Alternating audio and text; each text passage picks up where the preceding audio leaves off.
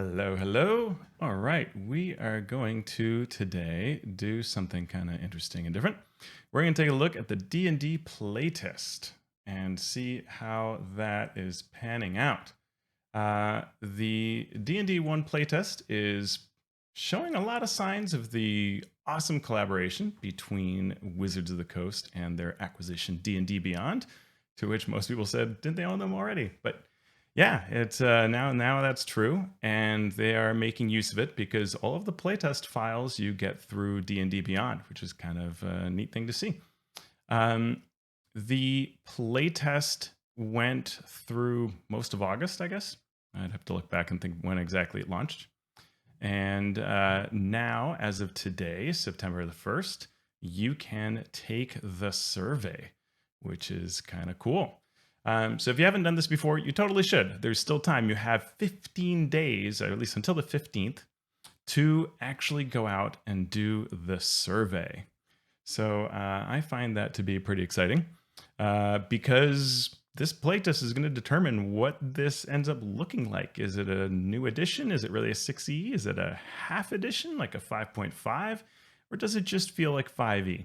And the goals of this playtest and what we're hearing from the marketing side and even from the design side is that the concept is to make one edition. So they're calling it, it's not the name of the edition, it's the name of the playtest. This is the code name, D&D 1 or 1 D&D, you see both being said. But the idea is that there is going to be only one version of D&D from here on out, that the game is so good, 5e is so good, that we don't really need to do a 6e, we don't need to do a 7e and so on. If you listen to the Mastering Dungeons podcast, we've been talking about this a fair bit. In fact, we were already looking at parts of 5e and thinking, if we were to someday change it, what would we do? In preparation for the idea that someday we would see whatever it is that's going to come out in 2024, because we were told there's going to be a new edition. That's when it's coming out in 2024, or a new revision, whatever you want to call it. And so then, lo and behold, this dropped earlier than we actually expected. And we hear it's an open play test. And so that is super, super fascinating to see what this all means for us. So let's take a look. The survey opened up today. I want to take a look at the survey and comment on the survey and comment on the playtest itself by sort of the vehicle of this survey, because I find surveys very interesting.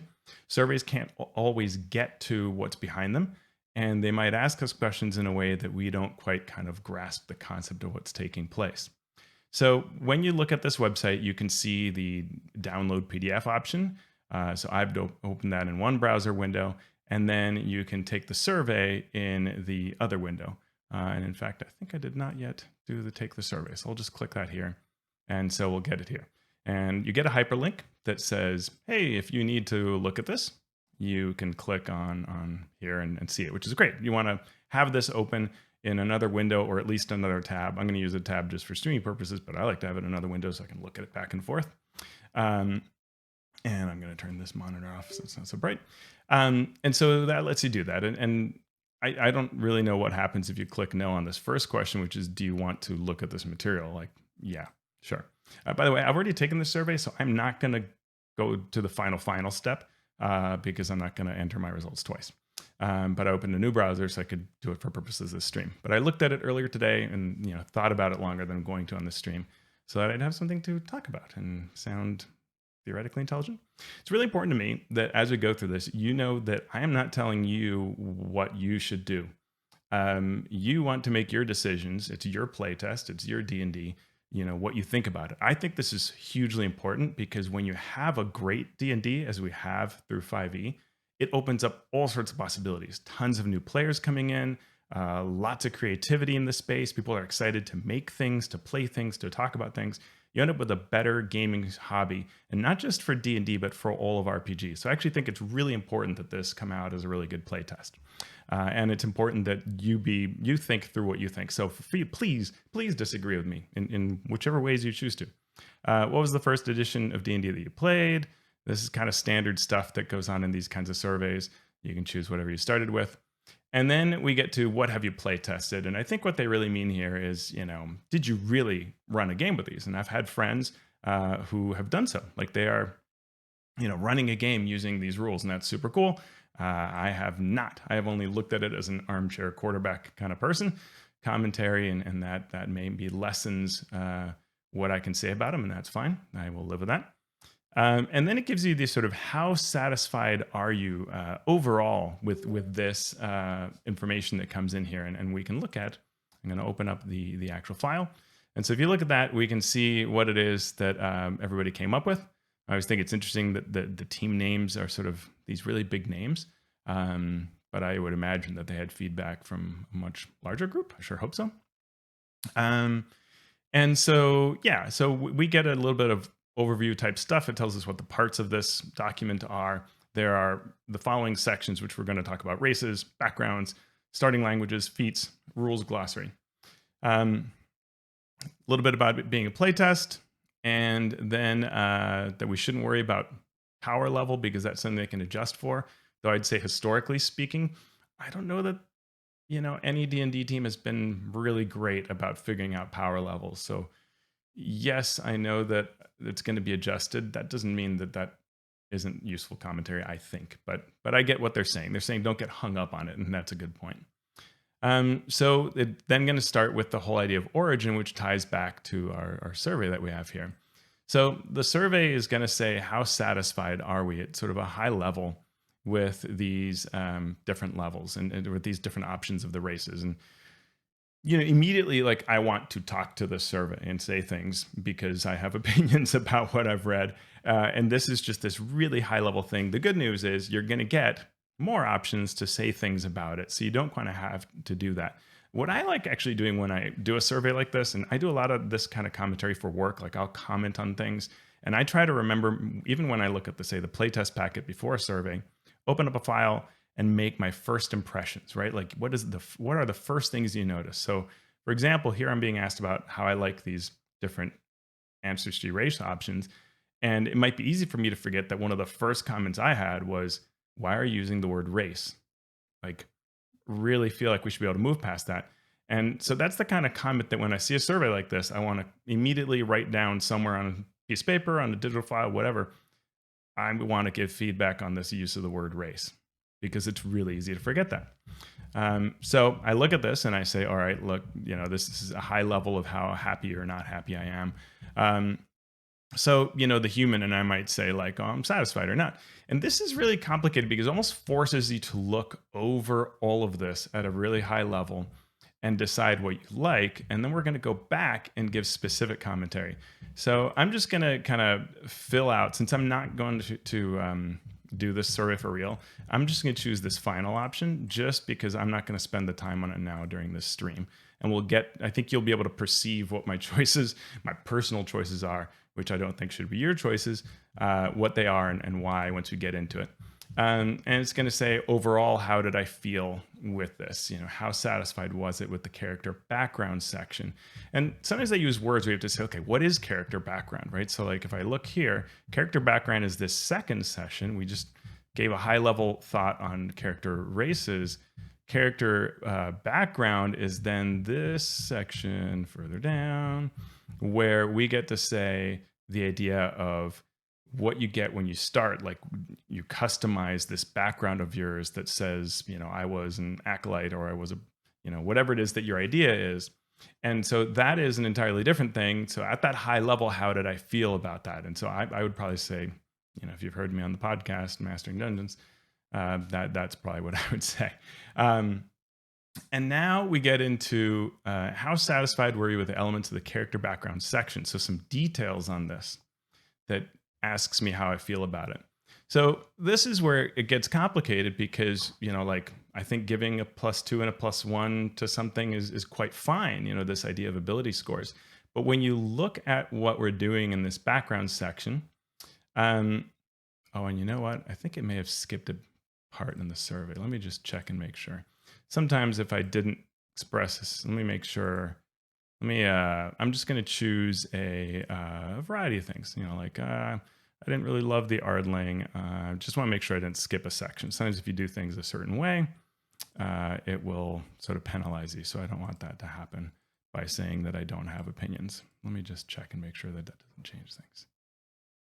Yeah. Okay. So that happened. So it skipped the races for me, and uh, and hey, good to see you in the stream. Um, yeah, yeah.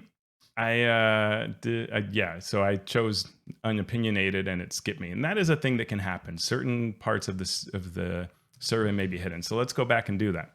So now it's going to give me the details for each of the races because I expressed opinions. So I've gone back and done that and put in my opinions. Um, so let's look back at the races and look at the human and look through kind of the types of changes that this playtest is giving us, because I think it's really fascinating. The first is, and there's no survey for this, so if you want to talk about this, you've got to use this little space here, this precious 200 characters or 200 words, to say as much as you can about the things that you didn't remember to do because of the way the survey's set up. That's just the way it is. So this human, we get 2 paragraphs of information.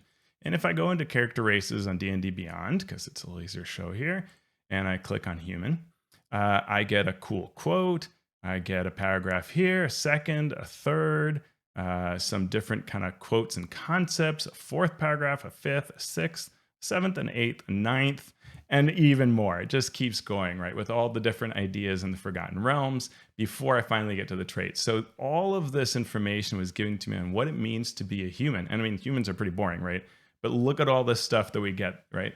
And if we go back to this character origins document, this playtest, then I'm just getting a tiny bit. And why is that? And Sean Merwin said it really well on our podcast. I think that the idea that and he sold me on this, that a way to look at it is this core book, the 5th edition, 5.5, 6e, D&D 1, whatever you want to call it, player's handbook, could say, here's the core piece of being a human. Then when I get a Forgotten Realms book, I can tell you what that means in the Forgotten Realms. And that's where you'll get your, what it means to be from Tethi or wherever. But while I hear that, I do think as a player, especially a new player, I want a little more. It's human, so no big deal there. But when I get into what it means to be a dwarf, I kind of want more there, right? Like, I think that's really cool. And yeah, it's easy to think, as is being said in chat, that you don't realize things are getting skipped until you kind of compare the back and forth.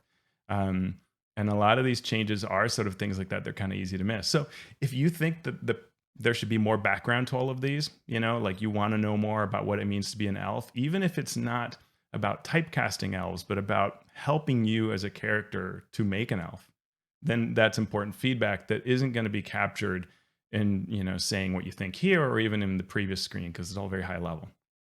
So, all right, so human, a lot of this is going to be pretty average.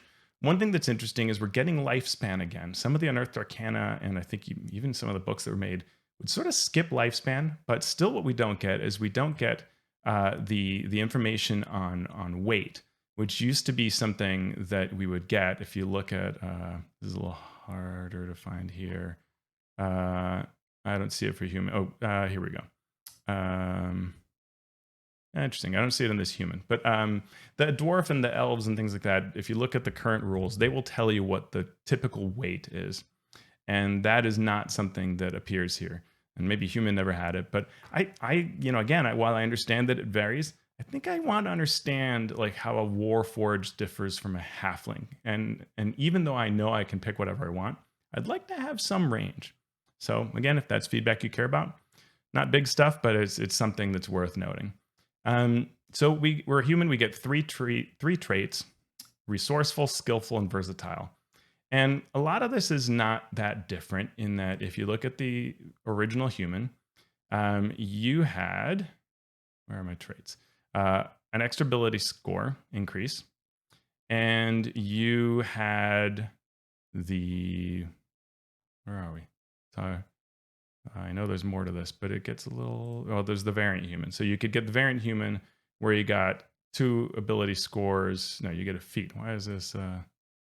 The feat of your choice in addition to these. So I'm somehow having trouble with the human, but in finding everything on this screen.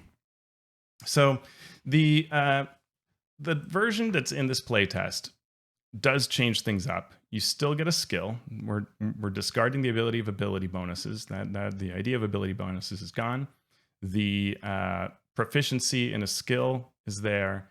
and you get this feat idea. But this is no longer a variant. This is just the way it is. If you are human, you're either skilled, so you get those 3 skills from the skilled feat, or you get a different first level feat, which is a huge menu. Um, I don't love this because it means that when I'm telling someone to make a human, which in theory is the easy choice, and they're a new player, I have to say to them now, read all of the first level feats in this book and tell me which one of these you want. And to me, that is a huge choice for character generation. And it's a pretty critical one, probably, especially if they end up putting in feat chains like they kind of maybe hinted at that they might. I hope they don't, but they might. So that's a lot of complexity. So for me, that's a strike. Then resourceful. You gain inspiration whenever you finish a long rest. This is a pretty big change in a variety of ways. One is that humans didn't have this ability, but second is inspiration as a gaming concept in 5th edition.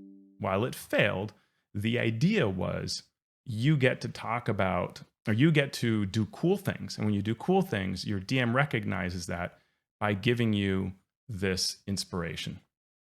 And so it's supposed to be an engine that creates like flavorful play, great role playing, things like that. So now we're just saying you wake up with it. I also see a lot of tables have trouble getting people to spend inspiration, especially when you don't allow rerolls with it, when you have to do it before the roll. So it just sort of ties up because you can't get it again, or if you get it, you have to give it to someone else. But it sort of ties up and clogs up the system of inspiration. So I don't love it, but more on that later. So, that's this kind of concept that we get to say. How do we feel about resourceful? Resourceful is the idea that I get that inspiration. So, for me, I might choose I'm just going to choose satisfied because I don't want to taint your result. You've heard what I said. And in the comments, I would add things about how I think about those different aspects that I just talked about. Now we get to the idea of the Ardling. And the Ardling is kind of interesting because it's doing what 4th edition did, which is throwing in a new ancestry out of nowhere to just say, hey, we now have these celestial beings that anybody can be. I don't love the concept, and I'll admit I didn't love Dragonborn, and then I ended up really liking Dragonborn, so this could just be where I am today, and I might end up in a different place. But the idea that you can be really supernatural feeling characters at level 1 in any world by default is something I don't love. I would rather that we play more normal things like halflings, dwarves, elves, things like that. Even tieflings feel like a thing that I'm choosing to deliberately play against type. To me, the celestial planes are a little harder to reach, and you are just not walking amongst mortals and so on. But that's what this is promising, and so you love that. That's awesome. You get 3 types to sort of hit into different alignments, which is an interesting thing. And since this is all new, really it's about whether you like these features. Do you like the idea of flight? I think that's fine. It's basically teleport. You're flying, but you have to land as a bonus action. And then we'll see this a lot. You have 3 choices depending on the type. And what you're getting is you're getting different spells. So you're getting a choice of a cantrip at 1st level, and then you're getting spells at 3rd and 5th level. I like the idea of evolving a race. I am a little worried that spells mean looking things up. Like right now, I'm a new player. I have to look up 9 spells. I have to understand what spells are. I have to understand spell slots and their advantages, especially if I'm going to pick a spellcasting class. To me, this robs me of my ability to just quickly say, hey, here's what I like. Whereas we'll see later, like with the halfling might look a little boring, but boy, for a new player, the halfling is pretty perfect. So to me, this is overly complicated. I don't love this. So I would probably vote it down both conceptually and in terms of how it's set up. But I'm just going to choose satisfied just to get through the survey.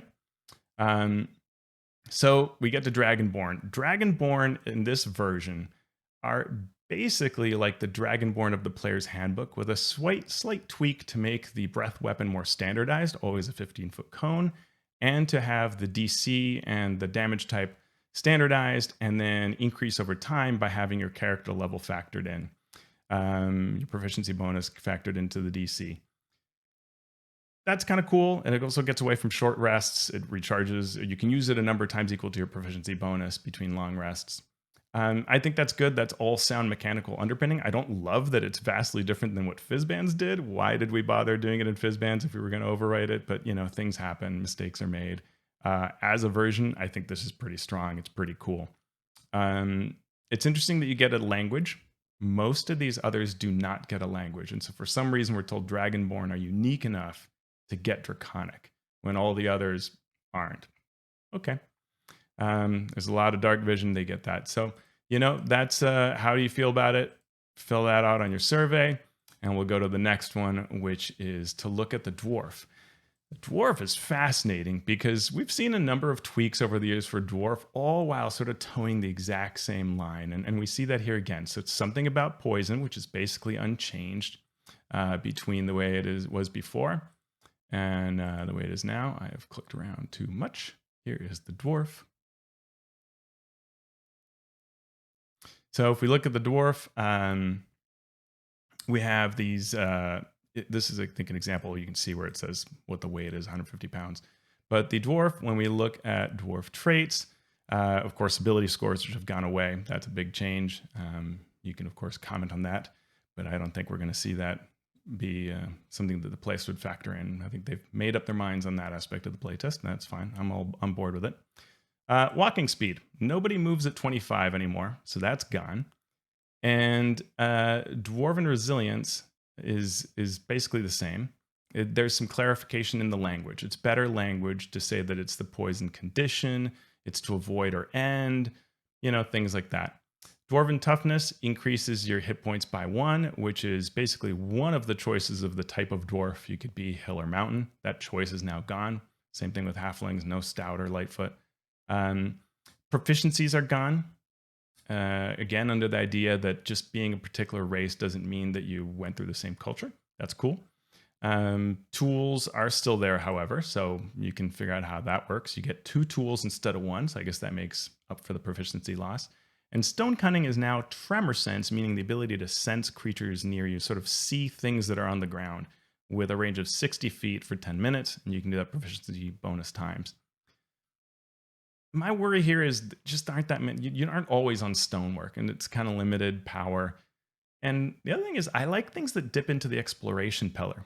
So seeing something that's just so combat-y, but not super useful, I hope they keep trying with this. I hope the playtest is this kind. Like D&D Next did a really good job of being a playtest where you saw lots of different iterations. You could say, I like that old version, the 3rd version or the 6th version.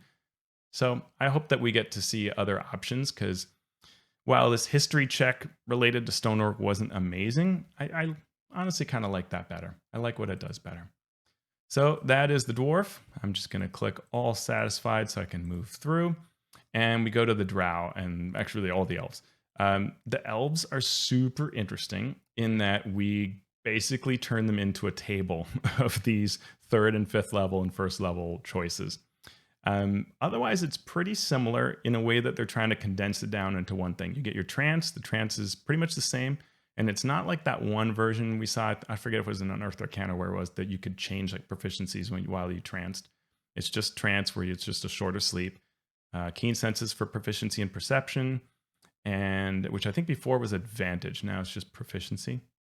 An advantage on the charm condition with slightly better wording. So it's all pretty much what you might expect out of an elf, plus then these spells. And this is an interesting case where if you look at the original, elves are almost like, you want to say boring, but if you've played elves, it wasn't a problem that they were boring. Like, elves are fun to play. And yet, if you look at the default for an elf, it really is the keen senses, the fey ancestry, the trance, dark vision, and then it would be like, a wood elf would have your speed increases by 5 feet and you can hide in natural surroundings. Really kind of chill, right? But that's great for a new player. Now, it's sort of the same thing, but it's through a spell. So the wood elf gets long strider. In fact, speed increased to 35 feet plus long strider, and then they get pass without trace and druidcraft. High elf, misty step. So it's a little bit like the 4th edition Eladrin. Detect magic, prestidigitation, and you can change that cantrip when you do the long rest. So interesting concepts. I would rather there not be spells every time, but I can live with it if that's the direction we go in. We do get a little bit of information, but the amount of information here is, far lower than what you get, say, maybe I take it back. No, that's not that different. Okay. I thought it was more different. But in general, the amount of racial information that appears is far lower, but I guess not at the level of drow and wood elf and so on. So let's go through. That is pretty much that one. So you can decide how much you love the idea of the way that they're doing the lineages. The gnome is more of what we've seen. They move at 30 feet. They have advantage on saves, as they always did. And then you get to be either forest gnome or rock gnome, which is essentially a table. But in this case, it just has a single entry, which is minor illusion and speak with animals. Or it is mending and prestidigitation, and your prestidigitation is used to fuel your toy. So it's very, very similar, but again, sort of through the spell. And I just feel like this is a lot of text to be looking at, to then also try to take into account this spell. Like I've got to look up prestidigitation, or I will probably try to do so, and then I will also read all of this. I would just get rid of the spell. I don't know that I super need that, but you may feel like, hey, great that we're using a common mechanic, and certainly spells are easier to balance, so design-wise, that's probably a benefit. But yeah. Let's see. Yeah, you're right. The old advantage was for save versus spells, right? Yeah. Halflings, this is a great example of being, really kind of boring and simple, and I think that's great. Like because like I've played a bunch of halflings and been perfectly happy playing them. And then I look at the rules and I go, wow, there really isn't that much there. And actually, look how that works. I get all this information on what being a halfling means, which is super cool. And then all I'm really getting is I move slower. That part's gone. When you roll a 1, you can re-roll and have to use the new thing. You have advantage on saving throws against being frightened. You can move through the space of any creature that's larger than yours. And we'll see the same things are here. They've just been worded slightly differently. And you get this proficiency in the stealth skill. So really, really similar situation, very simple. And I would actually like most of the races or ancestries to look like this. Big change, orc versus half orc. The piece here that's really fascinating is that we are getting rid of the halves. No half elf, no half orc. And I get where that's coming from, but we're told we can still do it. And the answer is choose a parent. And that to me is the opposite of what I want. Like I want rules for mashups. It's fine if you don't want to have half orc and half elf be sort of default choices. But if I'm going to mash things up, I want to mash them up, not choose one or the other. Do halflings choose between small or medium? They are all small in the playtest. But there are a lot of the new races, like in Spelljammer, you get to choose what size you are, which is an interesting option. The orcs have a new feature. You can dash as a bonus action, and when you do so, you gain temporary hit points. I don't love the temporary hit points. I would just get rid of that. I think the dash is good enough as a bonus action. Temporary hit points, I think there are already problems with temporary hit points in the game, so I don't really need them, and it's a small amount of them anyway. Dark vision and then powerful build is sort of strange. The idea that I am a size larger for purposes of dragging and moving things, it kind of never comes up. To me, this does feel like that's sort of like a thing that if you're going to tell me that I'm not savage doing critical hits, which is gone, that's the old version, but that I'm big enough to move things. But what if I'm really weak? Like why am I super weak? I have 8 strength, but I can move things as if I were a size larger. I don't know. I would change that. I do love the relentless endurance is still here. This is the when you get down to 0 hit points, you pop up to 1. I mean, that is one of my favorite things of playing a half orc. So I'm all for that.